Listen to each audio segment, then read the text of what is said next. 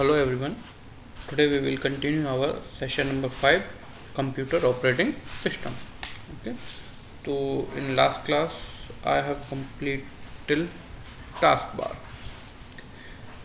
Okay. Then we will start from adding program to quick launch bar. ठीक है. देखिए क्या होता है कि अगर ये जो लॉन्च बार है इसे बोलते हैं क्विक लॉन्च बार या स्टार्ट मेन्यू। यहाँ हमें अगर कोई प्रोग्राम ऐड करना है तो हम कैसे कर सकते हैं? हम उसके लिए क्या करते हैं, हम जिस प्रोग्राम को ऐड करना चाहते हैं उस प्रोग्राम पर जाते हैं। फॉर एग्जांपल मैं यहाँ पाइथन है हमारा, पाइथन में से मैं इस पाइथन आइडल को यहाँ ऐड करना चाहता हूँ स्टार्ट मेन्यू पर। तो हमको क्या करना होता है, इस पर राइट क्लिक करना होता है। राइट क्लिक करने के बाद एक ऑप्शन आता है यहाँ आपका पिन टू स्टार्ट मेन्यू। ठीक, तो वो आपके कहाँ पिन हो जाएगा, स्टार्ट मेन्यू में। फिर ये बाहर आएगा, मैं इसके लिए उसे ओपन करने के लिए बार बार इतना अंदर नहीं आना पड़ेगा। ठीक है, पिन टू टास्क बार कहाँ के लिए था, पिन टू टास्क बार से यहाँ आ जाएगा नीचे और पिन टू स्टार्ट मेन्यू से वहाँ आ जाएगा। ठीक है, तो हम करते हैं पिन टू स्टार्ट मेन्यू। अब देखिए अगर हम स्टार्ट मेन्यू ओपन करते हैं तो वहाँ पाइथन ये रहा। ठीक है, ठीक है, नेक्स्ट आते हैं। मैं टास्क बार लास्ट जो क्लास थी हमारी उसमें मैंने लास्ट में टास्क बार को आपको एक्सप्लेन किया था। टास्क बार ये होता है, बॉटम में डेस्कटॉप की एक लाइन होती है तो टास्क बार बोलते हैं। इसके राइट साइड में नोटिफिकेशन एरिया होता है जो कि ये है, और लेफ्ट साइड में एक स्टार्ट बटन होता है। ठीक, नेक्स्ट आते हैं स्विचिंग एप्लीकेशन। स्विचिंग एप्लीकेशन, हाँ देखो क्या होता है कि कई सारी मैंने एप्लीकेशन ओपन कर ली, यहाँ मैंने इसे भी ओपन कर दिया।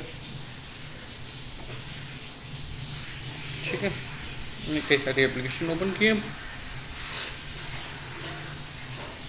अब मैं क्या करता हूँ, एक एप्लीकेशन से दूसरी एप्लीकेशन पर जाना है विदाउट यूजिंग माउस, देन इसके लिए शॉर्ट की होती है ऑल्ट प्लस टैब। ऑल्ट के साथ टैब की हमें प्रेस करनी होती है।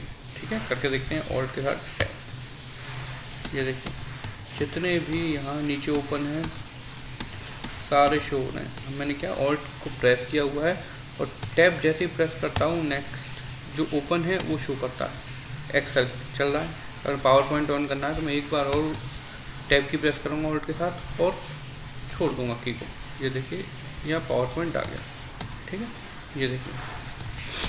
तो हम एक सॉफ्टवेयर से दूसरे सॉफ्टवेयर में अगर जाना चाहते हैं तो हम यहाँ से जा सकते हैं। ठीक है, ऑल्ट के साथ टैब की, ये होता है स्विचिंग की, इसे बोलते हैं स्विचिंग एप्लीकेशन की, ऑल्ट प्लस टैब। ओके, चलिए नेक्स्ट आते हैं। मैं आपकी बुक के अकॉर्डिंग ही बेटा आपके जो टॉपिक्स है उन्हें कवर कर रहा हूँ। ठीक है, तो आप बुक को ओपन रखिएगा ताकि आपको भी कंटिन्यू वो टॉपिक समझ में आते रहें। नेक्स्ट आता है कॉमन डेस्कटॉप ऑपरेशन। अच्छा, कुछ डेस्कटॉप ऑपरेशन के ऊपर आते हैं। अच्छा देखिए मेरे डेस्कटॉप पर कुछ फोल्डर हैं, अगर मैं चाहता हूँ कि किसी को ना दिखें फोल्डर, एक भी फोल्डर किसी को ना दिखे है, तो यहाँ पे हम क्या करते हैं, राइट क्लिक करते हैं डेस्कटॉप पर, कहीं भी इतना ब्लैंक एरिया कहीं भी राइट क्लिक करते हैं और यहाँ हम व्यू में जाकर एक यहाँ ऑप्शन है शो डेस्कटॉप आइकन, इसको अनचेक कर देते हैं। देखिए अनचेक करते ही सारे जितने भी आइकन थे वो सारे हाइड हो गए, है ना। अब ऐसे कर लेते हैं हम शो डेस्कटॉप आइकन, सारे शो हो गए। ठीक है, देखिए अगर मैं इसको ट्रैक करके यहाँ ले जाता हूँ ये नहीं जाएगा, नहीं जा रहा, लौट कर अपनी पोजीशन पर आ जाता है। क्यों, अगर मैं चाहता हूँ कि इसको मैं यहाँ प्लेस कर दूँ, क्यों नहीं जा रहा, कैसे जाएगा। इसके लिए राइट क्लिक करते हैं और वही व्यू पर हम ऑटो अरेंज पे से टिक हटा देते हैं, ऑटो अरेंज आइकन। ठीक, अब इसको हम कहीं भी ट्रैक ले करके ले जा सकते हैं, ये वहीं प्लेस हो जाएगा। ठीक है, ओके। चलिए अगर हमें अपने आप वहीं से सेट करने सारे जिससे पहले तो क्या करेंगे, ऑटो अरेंज आइकन पर टिक कर देंगे, अब सारे ऑटोमेटिकली टिक हो जाएंगे। ओके, सारे अरेंज हो जाएंगे जैसे पहले थे वैसे। अब देखते हैं next option window colour. Window colour हम कैसे चेंज कर सकते हैं। हाँ तो देखिए फिर हम कुछ और ऑप्शन देखते हैं डेस्कटॉप से रिलेटेड। यहाँ अगर हम राइट क्लिक करते हैं कहीं डेस्कटॉप पर तो सबसे लास्ट में एक ऑप्शन आता है पर्सनलाइज। अगर हम इस पर क्लिक करते हैं तो यहाँ एक ऑप्शन आता है लास्ट में विंडो कलर, ठीक है, ये विंडो कलर, इससे हम विंडो का कुछ कलर चेंज कर सकते हैं। थीम चेंज करनी है हमें वॉलपेपर की तो हम यहाँ से चेंज कर सकते हैं। फॉर एग्जांपल मैंने ये थीम ऐड कर ली, अब वॉलपेपर वगैरह सब कुछ इसी के अकॉर्डिंग रन होगा। अपलोड होने में थोड़ा टाइम लगेगा, अप्लाई होने में।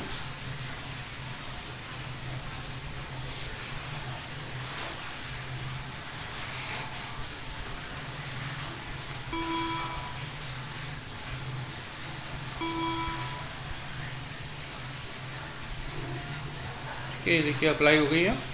देखिए इमेजेस का पीछे ग्राफिक्स काफ़ी चीज़ हो गई यहाँ। ये सब कुछ ट्रांसपेरेंट हो गया, पहले ट्रांसपेरेंट नहीं था, ये चीज़ ट्रांसपेरेंट हो गई। पीछे वॉलपेपर चेंज हो गया, ठीक है। अच्छा हम विंडो चेंज करना चाहते हैं कलर वगैरह, ये जो कलर है इन्हें चेंज करना चाहते हैं फॉन्ट का कलर, तो हम यहाँ से कर सकते हैं विंडो कलर, ठीक है। विंडो कलर में देखिए ये यहाँ जो कलर आ रहा है ये वाला कलर है, तो मुझे इसी कलर को चेंज करना है तो मैं यहाँ, ये देखिए चेंज हो गया, पिंक कलर हो गया, ऊपर रेड येलो कैसा भी मैं कलर यहाँ ऐड कर, ठीक है। कलर की इंटेंसिटी हम यहाँ से इंक्रीज कम ज़्यादा कर सकते हैं, कम कर सकते हैं, और इसे सेव कर दीजिए। ये देखिए सब कुछ ऐसा ही है। टास्क बार का कलर ग्रीन हो गया, देखिए सब कुछ ग्रीन कलर में हो गया है चेंज, ठीक है। सिंपल था बिल्कुल। कलर हमें चेंज करना है तो हम क्या करते हैं, राइट क्लिक करते हैं, पर्सनलाइज पे जाते हैं, सबसे लास्ट का ऑप्शन और सबसे नीचे का ऑप्शन होता है बॉटम में विंडो कलर। यहाँ विंडो कलर पर जाकर अपने मन का कोई भी हम कलर यहाँ सिलेक्ट कर सकते हैं, ठीक है।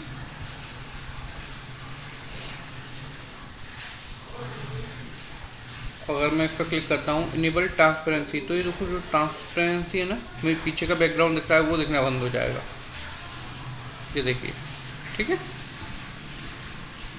क्लिक करता हूँ तो ट्रांसपेरेंसी आती है, पीछे का ट्रांसपेरेंट हो जाता है। नेक्स्ट आते हैं सेव चेंज, ठीक है। नेक्स्ट है हमारा विंडो एलिमेंट, ठीक है। विंडो एलिमेंट पर आते हैं। मैं बुक के अकॉर्डिंग ही बेटा एक एक टॉपिक कंटिन्यू कवर कर रहा हूँ आपके, तो बुक ओपन रखिएगा आप। विंडो एलिमेंट देखिए, कंप्यूटर में हमारा एक प्रोग्राम होता है छोटा से, बोलते हैं window explorer. Window explorer, window explorer कैसे आता है, ये होता है विंडो एक्सप्लोरर। सारी फाइल को मैनेज करना, फाइल को स्टोरेज प्रोवाइड करना, फाइल को डिलीट कॉपी पेस्ट के लिए ऑप्शन प्रोवाइड कराना, ये काम है फाइल मैनेजर या फिर फाइल एक्सप्लोरर का, ठीक है। इसके कुछ पार्ट्स बताए उसने विंडो के। देखिए आपकी बुक में डायग्राम है, और डायग्राम में सब कुछ यहाँ बताया गया कौन सा पार्ट क्या है। ये जो होता है सबसे पहले तो बोलते हैं एड्रेस बार, जहाँ वो एड्रेस लिखा आता है जहाँ हम जाते हैं। फॉर एग्जांपल मैंने डी ड्राइव सेलेक्ट किया तो देखिए वहाँ डी आ जाएगा आगे। अगर अब मैं गया न्यू मूवीज़ में तो वहाँ देखिए न्यू मूवीज़ फोल्डर आ गया ऊपर। अब मैं गया स्केट गेम में, ये देखिए तो यहाँ इस सब का एड्रेस यहाँ शो हो रहा है। पहले मैंने क्या किया, डी ड्राइव में गया, देन न्यू मूवी में, देन फोल्डर में। ये होता है हमारा एड्रेस बार। हम जहाँ जो हमारा करंट फोल्डर होता है उसकी लोकेशन हमें यहाँ शो करता है, ठीक है। ये होता है एड्रेस बार। नेक्स्ट आते हैं फ्रेम। इस पूरे पार्ट को हम फ्रेम बोलते हैं। ये जो है ये इसे हम बोलते हैं फ्रेम, ऊपर वाला ये फ्रेम कहलाता है, जिसमें ये ऑप्शन बाउंड है, ठीक है। नेक्स्ट आते हैं, ये होता है, अगर मैं इसको देखिए यहाँ से थोड़ा मैक्सिमाइज कर लूँ, एक्सपेंड कर लूँ, तो एक स्क्रॉल बार आ गया। ये इसे हम बोलते हैं वर्टिकल स्क्रॉल बार, वर्टिकल स्क्रॉल बार, ओके। यहाँ पर होता है एक सर्च बॉक्स। अगर मुझे कोई फाइल ढूंढनी है कंप्यूटर में तो मैं यहाँ ढूंढ सकता हूँ।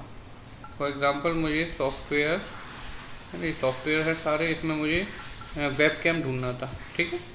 तो मैं क्या करता हूँ, मैं यहाँ वेब जी ड्राइव में सेलेक्ट करके वेब कैम सर्च कर देता हूँ।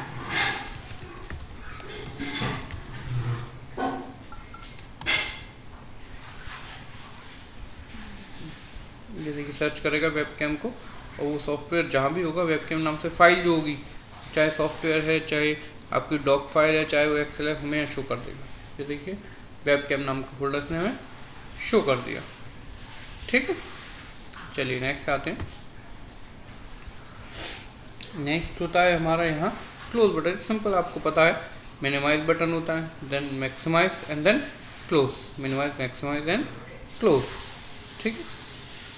अच्छा, मुझे पूरी डिस्प्ले पर दो एप्लीकेशन कोई भी मैनेज करनी है, आदि पर ये आ जाए और आदि पर सेकंड आ जाए।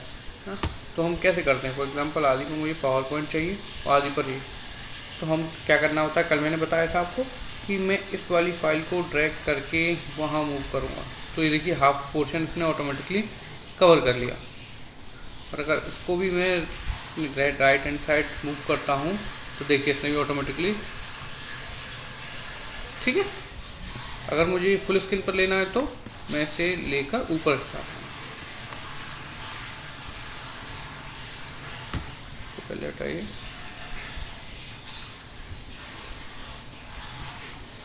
कॉर्नर में ले जाइए ऊपर, हाँ आया था, ये देखिए ये फुल स्क्रीन हो गया। ठीक है, चलिए नेक्स्ट आते हैं। वर्टिकल स्क्रॉल बार हो गया हमारा, फ्रेम हो गया, एड्रेस बार हो गया, सर्च बॉक्स हो गया, क्लोज बटन हो गया, मैक्सिमाइज मिनिमाइज बटन हो गया। आते हैं हॉरिजॉन्टल स्क्रॉल बार। हॉरिजॉन्टल स्क्रॉल बार क्या है? ये यहाँ देखिए, ये अगर मैं इसका विंडो का साइज थोड़ा छोटा कर देता हूँ, इसी फोल्डर को ओपन करता हूँ, ये देखिए नीचे की स्क्रॉल बार आ गया, इसे बोलते हैं हॉरिजॉन्टल स्क्रॉल बार, और ये था वर्टिकल स्क्रॉल बार। ठीक, ये होता है सबसे लास्ट में बॉटम में नीचे स्टेटस बार। अब देखो दो चीज़ समझना है, स्टेटस बार और टास्क बार में क्या डिफरेंस है। टास्क बार जो होता है वो डेस्कटॉप के बॉटम में होता है, डेस्कटॉप ये है, इसके बॉटम में जो है वो है टास्क बार। और अगर कोई विंडो ओपन है, कोई प्रोग्राम ओपन है, तो उसके सबसे लास्ट में बॉटम में जो बार ओपन होता है वो होता है हमारा स्टेटस बार। ठीक है, स्टेटस और टास्क डिफरेंस है। टास्क बार डेस्कटॉप के बॉटम में होता है और विंडो के बॉटम में होता है हमारा स्टेटस बार। ठीक है, याद रखना इस बात को। चलिए नेक्स्ट स्टार्ट करते हैं। ये आपकी कंप्लीट हो चुकी हैं। ठीक है, एप्लीकेशन, हाँ ठीक है, थोड़ा थ्योरेटिकल पार्ट आ गया आपका। एप्लीकेशन सॉफ्टवेयर क्या होते हैं, ये अब तक हमने विंडो के बारे में पढ़ा जो कि ऑपरेटिंग सॉफ्टवेयर था। अब आते हैं हम एप्लीकेशन सॉफ्टवेयर की डेफिनेशन दी है, फिर जनरल पर्पस सॉफ्टवेयर की डेफिनेशन है और फिर स्पेसिफिक पर्पस सॉफ्टवेयर की। ठीक है, तो यहाँ से देखते हैं हम, ये मैंने डायग्राम कर आपको दिखाया था, उसको आपको थोड़ा सा एक्सप्लेन भी किया था, उसको मैं जूम कर लेता हूँ ताकि आप सबको क्लियर दिखे। ठीक है, ऑपरेटिंग सिस्टम ये हमने कंप्लीट किया अभी। ठीक है, लैंग्वेज प्रोसेसर मैंने बताया था, assembler, compiler and interpreter. 3 language processor होते हैं जो हमारी लैंग्वेज को, कंप्यूटर को मशीन लैंग्वेज में कन्वर्ट करके एक्सप्लेन करते हैं ताकि कंप्यूटर अपनी मेमोरी में उसे सेव कर सके। ठीक है, डिवाइस ड्राइवर, वो डिवाइस ड्राइवर वो छोटे छोटे प्रोग्राम होते हैं जो कंप्यूटर को ये बताते हैं कि किसी एक्सटर्नल डिवाइस को, फॉर एग्जांपल किसी भी पेरिफेरल डिवाइस को कैसे यूज़ करना है, कंप्यूटर से कैसे कमांड दे सकता है। डिवाइस ड्राइवर की जरूरत हमें तब तक नहीं पड़ेगी जब तक हम कोई एक्सटर्नल डिवाइस उसमें ऐड नहीं करेंगे। फॉर एग्जांपल कंप्यूटर का वेब कैमरा, हमने कैमरा वर्क नहीं कर रहा है लेकिन कैमरा तो ठीक है ना, तो कंप्यूटर को पता ही नहीं है कि इस कैमरे से कैसे वर्क कराना है। क्या करना पड़ेगा, हमें कैमरे का डिवाइस ड्राइवर डाउनलोड करना होगा नेट से। नेट पर सबके डिवाइस ड्राइवर मिल जाते हैं, उसका मॉडल नंबर डालिए, ड्राइवर आएगा, उसे इंस्टॉल कीजिए। तो वो प्रोग्राम जो होगा बस कंप्यूटर को यही समझाना होगा उसका काम कि इसे कैसे वर्क कराना है, कैसे से कमांड देनी है, तो होती है डिवाइस ड्राइवर। यूटिलिटी प्रोग्राम में आते हैं हमारे डेटा कंपैरिजन सॉफ्टवेयर, और यूटिलिटी सॉफ्टवेयर में आता है हमारा एंटीवायरस सॉफ्टवेयर जो हेल्प करते हैं कंप्यूटर को ताकि कंप्यूटर ईजीली वर्क करे।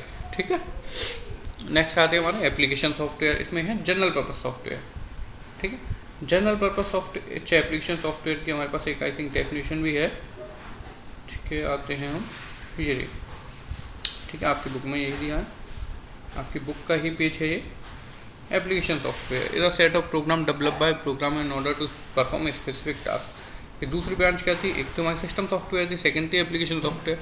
इसमें वो सारे सॉफ्टवेयर होते हैं जिनका काम होता है एक स्पेसिफिक टास्क को करना। एक कंप्यूटर की परफॉर्मेंस को कैसे भी अपग्रेड नहीं कर सकते, इनका बस काम है कोई जिस काम के लिए बनाया गया वो काम करो, बात करो, और उस काम का कंप्यूटर परफॉर्मेंस पे कोई इफेक्ट नहीं पड़ेगा, है ना। अगर ये नहीं है कि मैं 2-3 एप्लीकेशन सॉफ्टवेयर और ऐड कर लूँ तो कंप्यूटर की स्पीड बढ़ जाएगी, नो। ठीक है, कंप्यूटर अच्छे से काम करेगा, नो। इनका वर्क होता है बस वो काम कर। फॉर एग्जांपल अगर देखो हमारे पास एग्जांपल समझते हैं हम। ये था, इसमें देखो एग्जांपल से समझाता हूँ मैं आपको। सॉफ्टवेयर 2 टाइप के हैं, सिस्टम और एप्लीकेशन, ठीक है। अब देखो इस सॉफ्टवेयर को हम कंपेयर करते हैं स्कूल से। हमारा जो स्कूल है उसमें 2 टाइप के टीचर्स हैं, ठीक है। कुछ टीचर्स हैं जो आपको एक सब्जेक्ट पढ़ाते हैं, जैसे कि मैं, आकिब सर, ठीक है, राहुल सर, कई सारे टीचर्स हैं जो उनका काम क्या है, एक सब्जेक्ट को देखना, ठीक है। कुछ टीचर्स हैं, कुछ वहाँ एम्प्लॉय हैं, कुछ लोग हैं जो आपको नहीं पढ़ाते लेकिन ओवरऑल स्कूल को मैनेज करते हैं, है ना। अगर वो नहीं हो तो स्कूल में कहीं ना कहीं कुछ ना कुछ प्रॉब्लम होगी। For example manager sir, principal ma'am, Yatin sir, है ना। कैसे कि अगर आप देखो प्रिंसिपल मैम स्कूल में नहीं है तो क्या होगा, पीरियड कौन अरेंज करेगा। किसी टीचर को नहीं पता होगा कि उसे किस पीरियड में कहाँ जाना है ना। अब डिस्टर्बेंस होगा, क्लासेस ठीक से नहीं चल पाएंगी, ठीक है।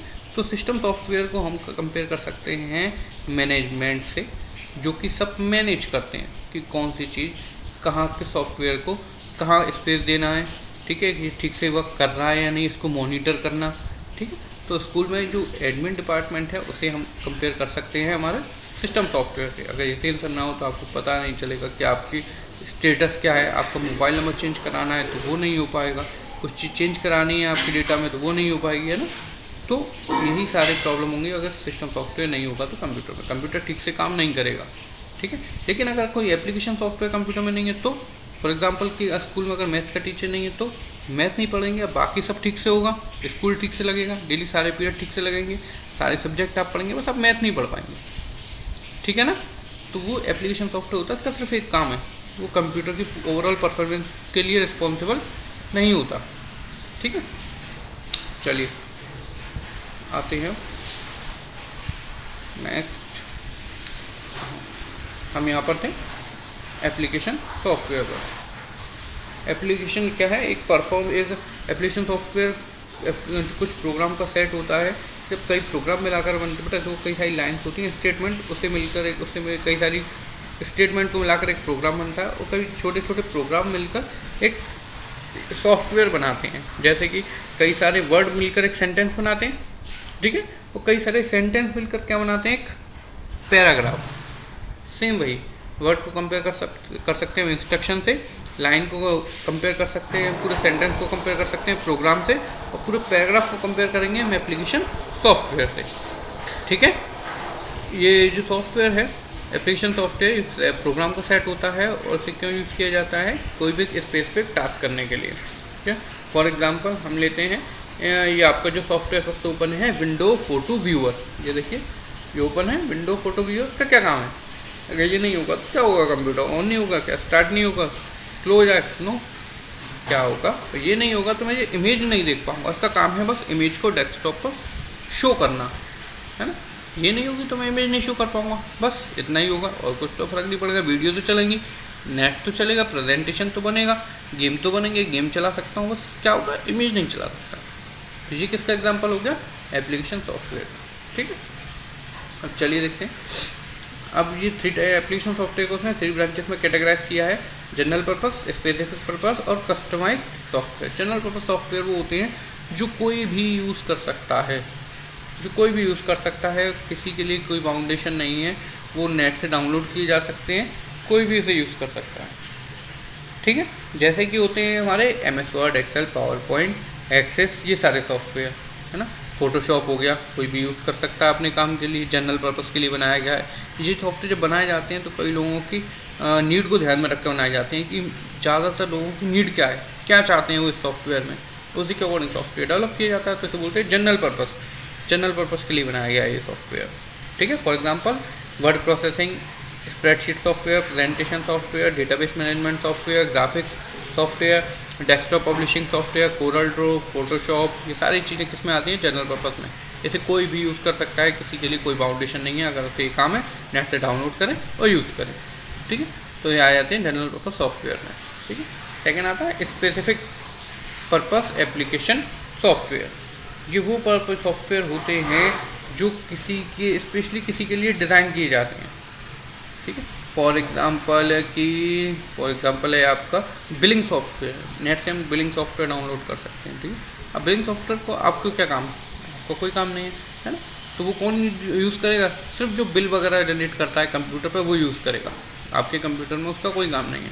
जनरल पर्पस सॉफ्टवेयर जो होते हैं वो हर किसी के कंप्यूटर में काम आते हैं। आप अपने मोबाइल में अगर कंप्यूटर में डाउनलोड करोगे एक्सेल वर्ड तो वो आएगा काम, है ना, तो जनरल पर्पस में आता है। लेकिन अगर आप बिलिंग सॉफ्टवेयर डाउनलोड करते हैं काम नहीं आएगा। HR मैनेजमेंट सॉफ्टवेयर जिसमें एम्प्लॉयज़ वगैरह को मैनेज किया जाता है, उनका वर्किंग आवर सैलरी वगैरह मैनेज की जाती है, ऑप्शंस होते हैं इनको मैनेज करने के लिए, उसको आपको कोई काम नहीं है, तो वो स्पेसिफिक पर्पस में आता है। अलग से कुछ स्पेसिफिक पर्पस है हमारा, तो जो सॉफ्टवेयर यूज़ कर रहे हैं वो है स्पेसिफिक पर्पस। अटेंडेंस सिस्टम, आपको अटेंडेंस सिस्टम का कोई काम नहीं है, घरों में अटेंडेंस का कोई काम नहीं होता, कहाँ यूज़ होते हैं? ऑफिस में, ठीक है। स्कूल इन्वेंट्री कंट्रोल, स्कूल में कितना स्टॉक आ रहा है, कितना जा रहा है, फीस का क्या स्टेटस है, स्टूडेंट का क्या स्टेटस है, ये सारे ये सॉफ्टवेयर आपके किसी काम का नहीं है, ऑफिस में किसी काम का नहीं है, तो ये हो गया स्पेसिफिक पर्पस एप्लीकेशन सॉफ्टवेयर में, ठीक है। जनरल पर्पस सॉफ्टवेयर में क्या गया? जो कोई भी यूज़ कर सकता है, ऑफिसों में यूज़ कर सकते हैं, घरों में भी। यतिन सर भी देखिए MS Word Excel PowerPoint use करते हैं, हमारी कंप्यूटर लैब में भी होता है, मैं भी यूज़ करता हूँ, आप भी अपने घर पर करते हो, तो वो किस कैटेगरी में आएगा? जनरल पर्पस, ठीक है।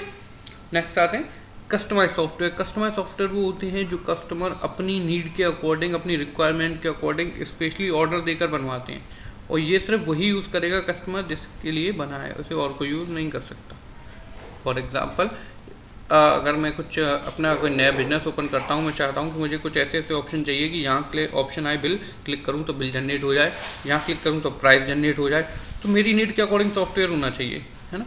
तो वो जो सॉफ्टवेयर होगा कस्टमाइज सॉफ्टवेयर, इसके लिए जो कंपनी होती है वो ये बना कर देती है। कई सारी प्राइवेट कंपनी है जो कस्टमाइज सॉफ्टवेयर बनाती हैं, IT कंपनी जैसे बोलते हैं, उन कंपनी के पास जाएंगे, अपनी रिक्वायरमेंट बताते हैं, सर मेरा इसका बिजनेस है, मुझे ये सॉफ्टवेयर में ये ऑप्शन चाहिए, यहाँ चाहिए, इस सॉफ्ट बटन से ये होना चाहिए, उस बटन से ये होना चाहिए, तो उसी नीड और रिक्वायरमेंट के अकॉर्डिंग ही वो हमें एक सॉफ्टवेयर जनरेट करके देते हैं जिस पर हमारा नेम होगा, ठीक है। उसी जैसे ही वेबसाइट होती है, हर कंपनी की अलग वेबसाइट होती है ना, हाँ, और वेबसाइट में उनके ऑप्शंस अलग होते हैं, तो वो कस्टमाइज वेबसाइट कह सकते हैं उन्हें, वो उन्होंने अपनी नीड के अकॉर्डिंग, रिक्वायरमेंट के अकॉर्डिंग अपने काम के लिए बनाई है, ठीक है। ऐसे ही कुछ सॉफ्टवेयर भी होते हैं जो अपनी नीड के अकॉर्डिंग बनवाए जाते हैं, कस्टमाइज सॉफ्टवेयर, ये पेड होते हैं, इनके लिए हमें कुछ पैसा पेड करने होते हैं, ठीक है। तो ये होगा कस्टमाइज, कस्टमर की नीड के अकॉर्डिंग, ठीक है। आई होप आपको ये सबको समझ में आ गया होगा बेटा, हाँ? ये आपका चैप्टर आई थिंक यही फिनिश होता है, ये कस्टमाइज सॉफ्टवेयर था।